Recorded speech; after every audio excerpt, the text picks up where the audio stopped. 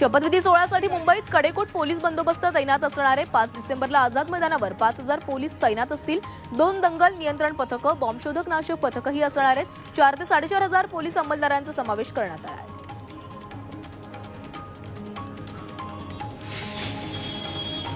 मुख्यमंत्र्यांच्या शपथविधीसाठी पुण्यातील मुरुडकर झेंडेवाले यांनी खास तुकाराम महाराज केशरी पगडी तयार केली आहे। देवेंद्र फडणवीस यांच्यासह अजित पवार यांच्या पक्षातील काही नेत्यांसाठी खास पगडी बनवण्यात आली आहे। विशेष म्हणजे यात गुलाबी पगडीचाही समावेश आहे।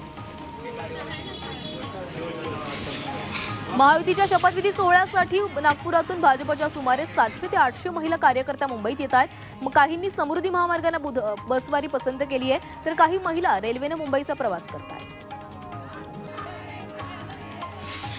शपथविधीसाठी गडचिरोली येथून भाजप कार्यकर्त्यांनी चलो मुंबईचा नारा दिलाय। कार्यकर्ते विविध ट्रॅव्हल्स वाहनाद्वारे मुंबईला रवाना झालेत। देवेंद्र फडणवीस यांना पुन्हा मुख्यमंत्रीपदी आरूढ होताना बघण्यासाठी कार्यकर्ते आतुर आहेत। शपथविधीची भाजपची निमंत्रण पत्रिका आली आहे। पंतप्रधान नरेंद्र मोदींच्या उपस्थितीमध्ये हा शपथविधी सोहळा पार पडणार आहे। यावेळी देवेंद्र फडणवीस मुख्यमंत्रीपदाची शपथ घेणार आहेत, तर मुंबईच्या आझाद मैदानावर भव्य दिव्य सोहळा पार पडणार आहे। मुंबईत महायुतीचा महाशपथविधी सोहळा पार पडणाऱ्या या सोहळ्यासाठी नागपूर भाजपमध्ये प्रचंड उत्साह आहे। शपथविधी सोहळ्यासाठी नागपुरातील 366 जणांना निमंत्रण देण्यात आलंय। यात आजी माजी खासदार, आमदार आणि मंडळ प्रमुखांचा समावेश आहे। निवडणुकीतील प्रचारापाठोपाठ आता शपथविधीतही एक है तो सेफ है ची झलक दिसणार आहे।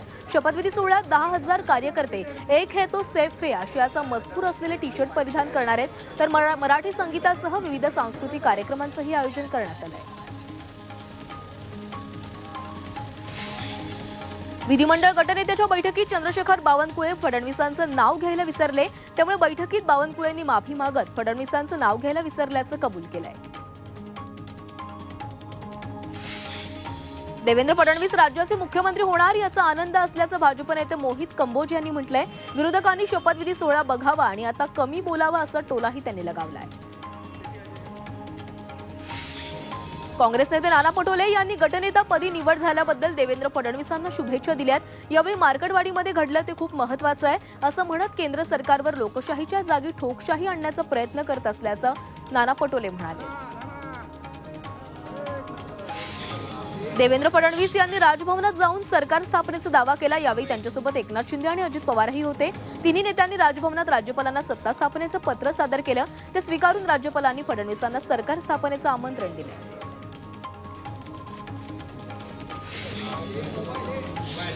आधी शपथविधीची पत्रिका छापलीनंतर राज्यपालांकडे बहुमताचा प्रस्ताव गेला। मलिदा करण्यासाठी संगीत खुर्ची चालल्याचा हल्लाबोल काँग्रेस नेते नाना पटोलेंनी केलाय। हे लोकशाही मार्गाने तयार झालेले सरकार नसल्याचंही नाना पटोले म्हणाले।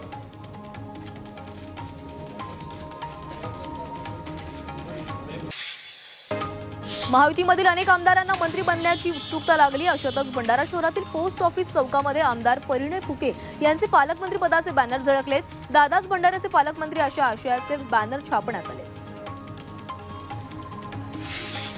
निवडणूक आयोगाची परवानगी आणावी, मी राजीनामा देतो, नंतर बॅलेट पेपरवर निवडणुका घ्या असा टोला नाना पटोले यांनी परिणय फुके यांना लगावलाय।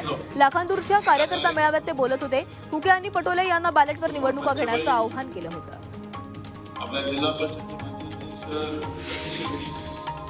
मार्केटवाडीत जमावबंदीचा आदेश झुगारल्याप्रकरणी गुन्हे दाखल झालेत। आमदार उत्तम जानकर यांच्यासह प्रमुख 88 कार्यकर्ते आणि अज्ञात 150 जणांवर गुन्हा दाखल झालाय।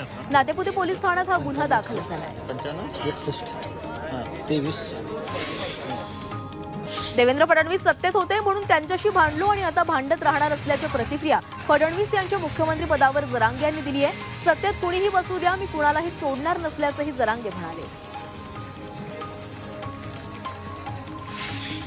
अकोल्याचे भाजपचे खासदार अनुप धोत्रेंची खासदारकी धोक्यात आली आहे। धोत्रेंनी लोकसभेत भ्रष्ट व्यवहार केल्याचा आरोप केल्यानं त्यांनी निवड रद्द करावी अशी याचिका दाखल करण्यात आली। त्या संदर्भात नागपूर खंडपीठानं त्यांना नोटीस बजावली।